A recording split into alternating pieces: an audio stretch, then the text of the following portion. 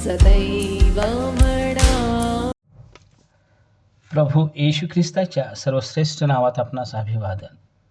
पवित्र शास्त्र बायबलमधून योहानकृत शुभवर्तमान अध्याय 12 व वचन 44 मध्ये असे लिहिले आहे, तेव्हा येशू मोठ्याने म्हणाला, जो माझ्यावर विश्वास ठेवतो तो माझ्यावर विश्वास ठेवीत नाही, तर ज्याने मला पाठविले त्याच्यावर ठेवतो.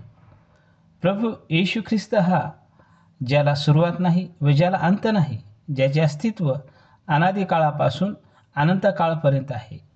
पापी मानवाला पापापासून सोडविण्यासाठी देवपित्याच्या इच्छेप्रमाणे प्रभू येशू ख्रिस्त देव असताना मानवी देह धारण करून या जगात आला.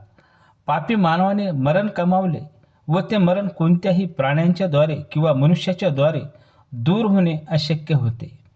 पापी मानवाचे मरण दूर करण्यासाठी, त्याच्या पापाचे प्रायश्चित होण्यासाठी निष्कलंक व निर्दोष रक्ताची व ज्यामुळे देवाला त्या अर्पणाचा सुगंध येईल, म्हणजे त्याला संतोष होईल, अशा अर्पणाची गरज होती. असे अर्पण स्वतः प्रभू येशू ख्रिस्ताने वधस्तंभावर आपला प्राण देऊन स्वतःचे निर्दोष निष्कलंक रक्त वाहू दिले व देवाला संतुष्ट केले. त्याने पापी मानवाचे मरण सहन केले. पापी मानवाबद्दल मरण सहन करून त्याने मुक्ती मिळवली.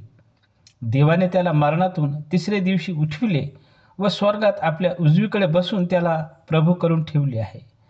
आणि जी कोणी व्यक्ती स्वतःच्या पापाचा पश्चाताप करून प्रभू येशू ख्रिस्ताच्या मरणावर व त्याच्या मरणातून तिसऱ्या दिवशी उठण्यावर विश्वास ठेवून त्याला प्रभू म्हणून स्वीकारेल, ती व्यक्ती तारणास योग्य ठरेल. तिला सार्वकालिक जीवन मिळेल व ती सार्वकालिक अग्नीपासून वाचेल. प्रभू येशू ख्रिस्तावर विश्वास ठेवणारा कोणीही फजित होणार नाही. आवे